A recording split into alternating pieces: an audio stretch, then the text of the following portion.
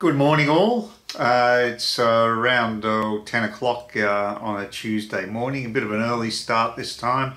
I've got a bit of material about you-know-who, old Daniel Andrews again, but before I get into that, the actual weather forecast today is 28 degrees, it's about 27 at the moment, nice and sunny. We're having a really nice benign streak of weather. It's been great. I hear it's actually 20 degrees, going to be 20 degrees down in Melbourne, so at least poor southerners aren't going to be suffering quite as much, and you've got a little bit more freedom, but not much, really just tokenism from what I can gather. But it's, got to take what you can get, I guess, in this world. It's pretty difficult. I actually heard a rather chilling comment from Neil Ferguson, quite an eminent historian from the UK, now living in America, and he was on a Hoover Institution broadcast, and what he said was that after pandemics like we've just experienced, it's actually it's counterintuitive, but the simple fact is that this is the time when there's a greater possibility of war. And I'd say that the number one option of war at the moment is between the US and China, India, China, Japan, China, Vietnam, China, Australia, China. They haven't got many friends in the region. They've got Pakistan. Well, good luck with that. But it is a bit chilling that apparently is the way things have worked out. After the Black Death, apparently there was a 100-year war between the UK and France. So it doesn't bode well for the future. Tensions are rather frayed at the moment. Certainly the West's position with China is very fraught, and we are in a danger period, and in a way it might be a cleansing thing. Sometimes wars can actually lead to better outcomes in the end. There'll be a suffering in the interim, but hopefully if there is a war it won't be a too bloody one. It'll be more in a political sense, but we'll see. So that's a bit of a chilling prediction from Neil Ferguson, eminent historian. So you can't ignore this. You need to learn from history, and history may well repeat itself yet again. Anyway, that's enough of scaring the crap out of you. We'll get into the news of the day, and of course it's all revolving around Daniel Andrews. How Dan Andrews' right-hand man is set to take the fall for Victoria's hotel quarantine disaster instead of his boss. As farcical inquiry hears no one made deadly decision to hire private security guards. Bullshit. Uncertainty hangs over Secretary Chris Eccles after hotel quarantine outbreak. Among three departmental secretaries criticised in detailed legal submissions, lawyers for the inquiry said he should have told Premier about federal ADF offer. Council said through decision to use private security not made by one person. Instead, advice said move was a creeping assumption that became a reality. Sounds pretty shambolic to me.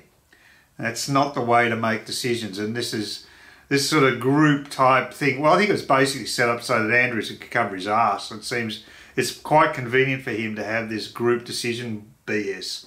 Legal counsel for the inquiry submitted their recommendations on Monday, urging it to find Mr. Andrews was not kept sufficiently informed of issues with the program, which the inquiry found became a COVID-19 seeding ground and caused 768 deaths.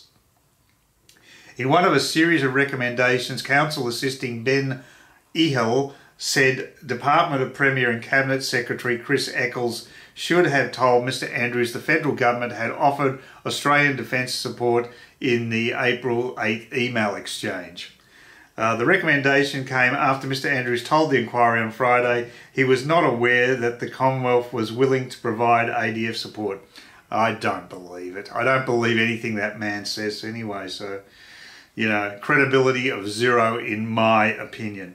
He claimed that although he acknowledged Prime Minister Scott Morrison's offer to provide ADF support in a press conference on March 27, he did not understand that to mean personnel would be available for his state's hotel quarantine program. Well, what are they going to play war games? What do you think it meant, Dan? Seriously, that is Oh, it just stretches one's credulity, really.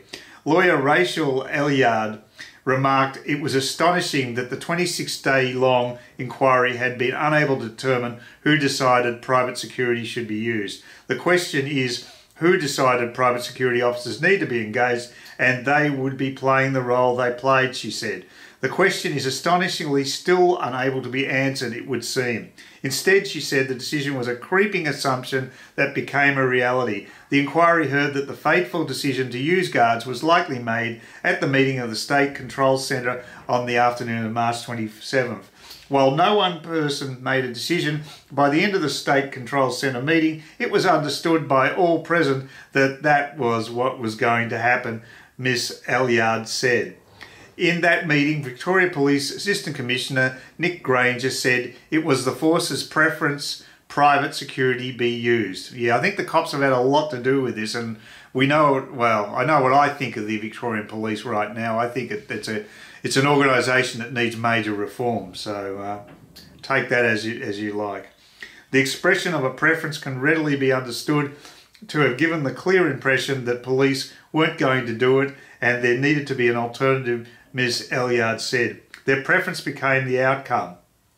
She said once the decision had been made, no one in the meeting gave any specific consideration to the suitability of private security for the job. Oh, well, why would you? That's just the most crucial question to be asked. So why would you bother going down that track? The legal advice said to total 3 departmental secretaries did not adequately brief ministers about the changes to the program. Department of Premier and Cabinet Secretary Chris Eccles pictured facing the inquiry in Melbourne. His future hangs in the balance after an inquiry criticised a lack of communication between departmental secretaries and the Premier Daniel Andrews during the state hotel quarantine program. As well, Mr Eccles' uncertainty also now hangs over Department of Jobs Secretary Simon Finster and Department of Health and Human Services Secretary Kim Peake. Victoria's second wave of coronavirus can be traced back to outbreaks among security guards and staff at the Ridges on Swanson and Stanford Plaza hotels in mid-May and June.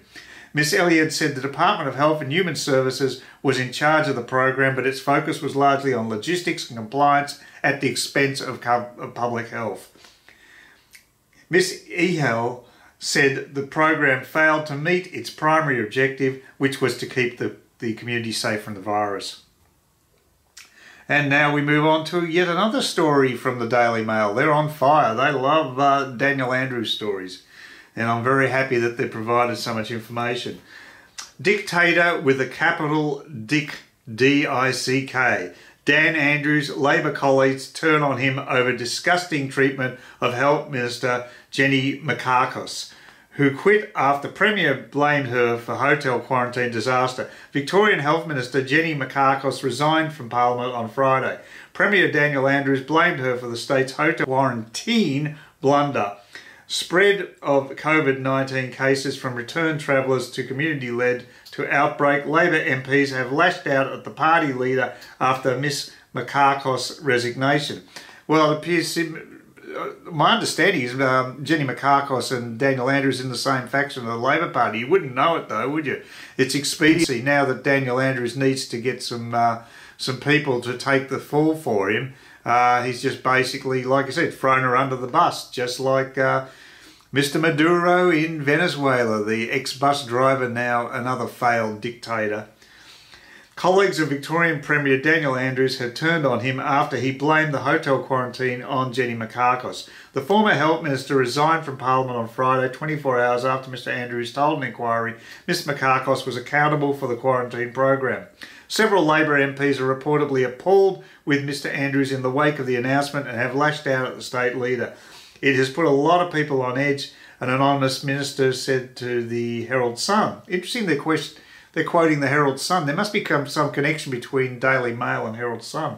He is a tyrant. He is a dictator with a capital D-I-C-K, another said. He doesn't care about anybody but himself. Jenny knows he lied, and I don't like the way she was treated. Yeah, well, I'm not going to argue with that particular summation. That sounds to be pretty well spot on. When asked about Ms Bakakos on Sunday, Mr Andrews said he had not contacted the former minister since her resignation. No one is happy to see someone who is an incredibly hard-working member of the team go, but it can make a decision that you cannot serve in the cabinet, then you cannot serve in the cabinet, he said. Mr Andrews named Mental Health Minister Martin Foley as Ms Bakakos' replacement. It came after Ms Bakakos posted to Twitter that her integrity had been undermined and that she could no longer serve in the Premier's cabinet. The ugly public breakup comes as pressure mounts on the government over their handling of the state quarantine hotel blunder, but Mr Andrews did his best to sidestep questions regarding his role in the quarantine saga and remains adamant he will not be following suit and has no plans to resign in the midst of the public health crisis. No, he's not the type that will resign voluntarily. He's going to be tapped on the shoulder or he's going to be knifed in the back. Either way, I'm looking forward to that day big time. There have been widespread calls for heads to roll over the handling of the hotel quarantine, and Miss Bakakos is the first domino to fall. On her way out the door, she did not hesitate to take one final swipe at Mr Andrews, saying she too wanted to know who was responsible for the hotel disaster. I wonder where that finger's pointing. I have never wanted to leave the job unfinished, but in the light of the Premier's statement to the Board of the Inquiry and the fact that there are elements in it that I strongly disagree with, I believe that I cannot continue to serve in this cabinet, Ms Bakakos said in a statement. I'm disappointed that my integrity has sought to be undermined. I have today written to the Governor of Victoria to resign my position as Minister, effective today. I will also be resigning from the Parliament. Asked if the video contradicts Ms Bakakos' evidence to the inquiry, her spokesman told Daily Mail Australia the Minister categorically denies that she has misled the Board in any way and has sought to leave to provide information to the Board to that effect. Ms Bakakos said she was not part of the decision-making progress to use private security guards. Despite the litany of criticisms aimed at the embattled state politician and her handling of the once-in-a-lifetime crisis, she tried to distance herself from blame. With the benefit of hindsight, there are clearly matters that the department should have briefed me on, Ms Bakakos said in her resignation letter. Whether they would have changed the course of events, only the Board and history can determine. Well, look, that's enough, I think, for the time being. It's a nightmare in Melbourne. It's not going to get much better very quickly, I'm afraid. Andrews could easily renege on these easing of restrictions. I don't trust this guy as far as I can throw him. And boy, I'd like to throw him a long way if I could. I don't have the energy, unfortunately. But I'd be happy to put him into some sort of a harpoon type device or whatever. I don't know. I can always dream, can't I? Oh boy. I mean, really, he's caused so much misery for Victorians. I really feel sorry for Victorians who've gone through this garbage. And when you do look at all those restrictions, you look at these percentages, where did they come from? Seriously, is this really calculated on a scientific basis? No, it's just the emotion of Dan Andrews. He loves the fact that he can manipulate people so well. And in the past, they've taken it up the backside. Hopefully they're going to wake up and realise this guy is bad news. I think more likely it's the party that's waking up to it and that he's going to basically send them down into the dustbin of history. And that's why he will be tapped on the shoulder. So I'm an optimist overall, in spite of all the bad things that are happening in Melbourne. And I would love it if Scott Morrison, another control freak, would actually allow Australians to fly when they want. There's not many options available anyway, but having to get a permit to travel, that's like a Stalinist regime itself. Liberals? In what respect would you call that party liberal if that's what they're doing? I think it's disgusting. But anyway, look, I've vented enough. Oh, I'm very grateful for the 600 subs. That's fantastic, especially considering that the Tesla battery days video hasn't exactly set the world on fire. So I'm very gratified that people have actually signed up and got me at that 600 milestone. I'll keep pushing forward and go for the 700. I don't know how long that's going to take. It's going to take a couple of viral videos from me, I think, before I'll have any chance of doing that. But it's, look, I'm in a much stronger position now with 600 subs, and the people that have signed up have been great. I really enjoy the comments. I'm really grateful for those. And the thumbs up and thumbs down. I've had a lot of support in that region. I've had 100% support in a lot of videos, which I don't expect. There's always a few dissenters, but people have been really supportive. So thank you very much for that. And please do subscribe if you're new to the channel. I'd really appreciate that support. And then I'll get a good graphic with 700 subs on screen. I don't think I'll find anything like that, but I could always try. But that's basically it. Have a great day. Hope you enjoyed this update on Daniel Andrews. It's been a total Daniel Andrews fest, unfortunately, but he is making headlines. And I think people do enjoy reading about the train wreck that Victoria's become. It's a pity, but bad news does sell.